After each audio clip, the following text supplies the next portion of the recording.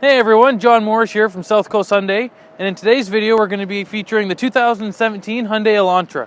Now we've also brought along a 2016 Hyundai Elantra just to show you the major differences that they've made from year to year.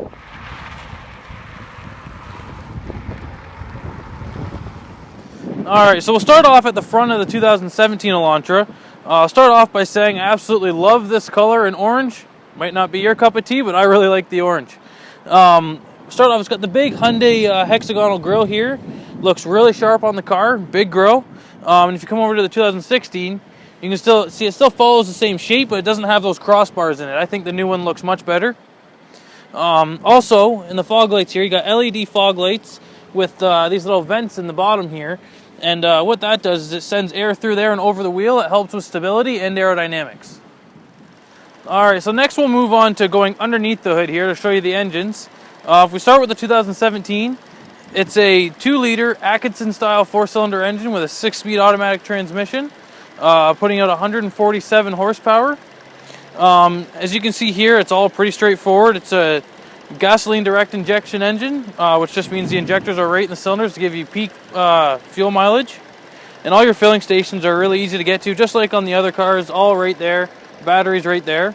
If we move on to the 2016, you can see it's all pretty much the same layout. Difference is this one's a 1.8 liter gasoline direct injection still, and it puts out about 130 horsepower.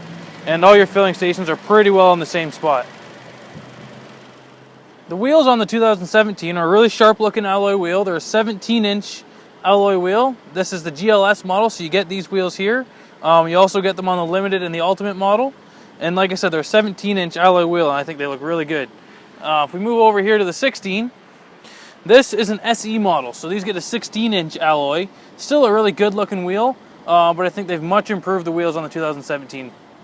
Alright, so if we move around to the driver's side here, the 2017, you'll notice the first thing on the door handle here is a little black button. That's because this car has a proximity key, and you can use that to lock and unlock the doors. All you gotta do is have the key in your pocket. So when we come inside the door here, first thing you'll notice, it has all your power options, power mirrors, power windows, power locks. All really easy to use, straightforward right there. Deep pockets here with cup holders in the door. And as well, if you can get a quick look over here, I'll go over a couple options that are right here. It's got blind spot detection as well. It comes standard on the GLS model, which is there's little icons here in the mirror, which is someone comes up on your blind spot on the side of you, it'll beep at you to let you know there's someone there.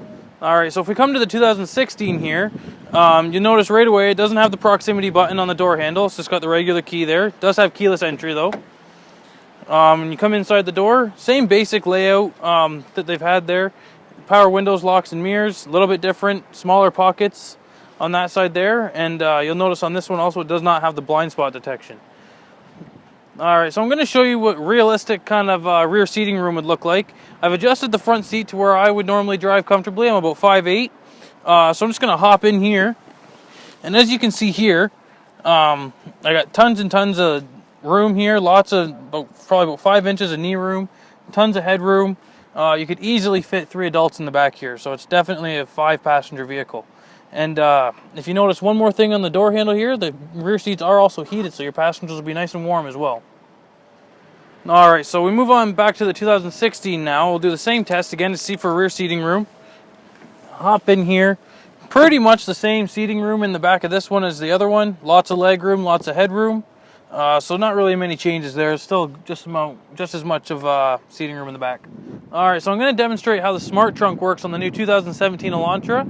As long as I have this key in my hand here, I should be able to walk up to the back of the car, and it should open right up for me. I shouldn't have to do anything.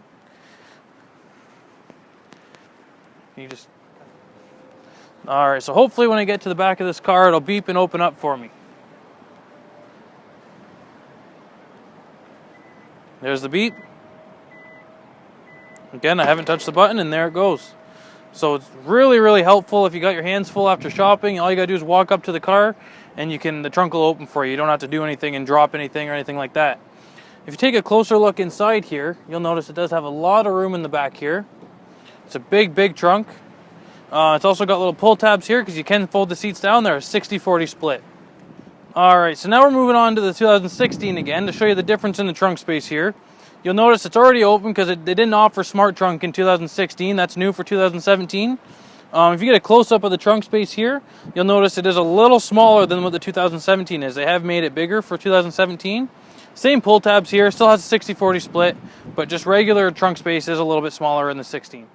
Alright, so we're inside the 2016 Elantra right now. I'm just going to start with the steering wheel just to go over some of the controls that are on the steering wheel and how easy they are to use. So we got all your radio controls here, volume, radio mode, all that stuff. Easy to use and convenient while you're driving, so that way you're not overfiddling in the middle. You got all your Bluetooth controls here, voice activation, answer call, and end call right there. All your cruise control settings are here, and kind of a cool little button here on the steering wheel is the steering mode selection. So every time you push this button, it'll change the steering mode from comfort, normal, and sport mode. And what that does is in comfort mode, it'll be really easy to steer, really light feeling, and if you put it in sport mode, it changes it to like more of a heavy steering feel. Alright, so move on to the center cluster here. Right at the top, you'll notice there's a clock right up at the top with your outside temperature right there. Really easy to adjust, just straightforward, hours and minutes. Moving down here, you get a small screen there. It is touch screen. You got all your different modes here, radio, media, phone, all that stuff. Really easy to get to. Moving down a little bit here, you get all your climate control settings. So your fan speed here and your temperature here. So it's all nice and easy to get to. It's only two knobs. You're not going to have to look down and see what you're doing while you're driving. And all your fan controls are here, your fan modes and everything there. You notice here it also has heated seats on both sides, a high and a low setting. So that's on high, low, and then that's off. The passenger seat has it as well. And in here, you'll notice it's got a 12-volt port right there, auxiliary, and USB port there. So you can plug anything you want into this car and charge it up, like your phone or anything like that. Alright, because this is the SE model here, it has a sunroof in it, nice and easy to use. You just click that button, opens right up for you, nice and quick, lets all the nice sunshine in on a great day like today. Alright, so now we're in the 2017 model, and you notice right different, the steering layout is a little bit different on this one. Still get all your radio controls and your Bluetooth controls here. Same buttons, just a different layout. Over here you get your cruise control settings as well. But you'll notice there is no steering mode selection on this one because this car actually has drive mode, so it changes more than just the steering. And that button's right down here in the center. Goes from just eco, so better economical driving, normal, and sport mode. If you move up to the center cluster here, you'll notice it's got a big 7-inch touchscreen radio. And turn that on there, and it's all touchscreen as well. So if you click that, it just goes right to the radio. All the same buttons down here: radio, media, phone, all that stuff. So if you have your phone paired up, you can get onto all your settings there. All this is kind of a neat layout here, easy to use. If we move down a little bit here, you get dual climate control on this one. So I can change this one to 72 if I want, and this one to 78. If I want to put them back to the same, I just click sync, and that puts them back to the same temperature. If you move in here, it's got all the same things as the other one, except for you get two 12-volt ports in this one, an auxiliary and a USB in there as well. And back down into the center here, whereas the other one only had high and a low setting for heated seats, this one has a high, medium, and a low setting, so you can adjust it even more. It's on the driver and passenger side. And also for the cold winters, you can also have a heated steering wheel as well. It heats the steering wheel up really nice, and it's nice and warm. Just like on the other car, this one also has a sunroof. You just click the button, same way, opens up. Exactly the same sunroof as the other one. Alright, so next we're going to do something a little bit different with these cars. We're going to show you kind of a handling section of the video here, where we're going to do kind of a figure eight around these poles here, just to kind of show you what kind of handling you can expect out of one of these cars.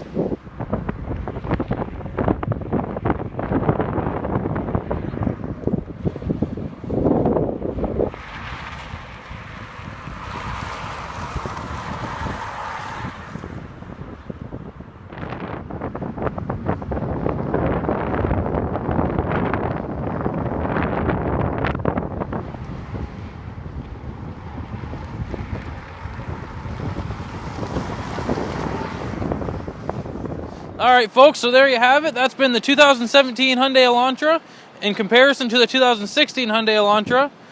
So as we went over all the features with you, I've went over all the differences and stuff like that about the cars. We've showed you how they handle. If you want to experience the drive yourself, come on into SouthCoast Hyundai and take them out for a drive. Thanks a lot, guys.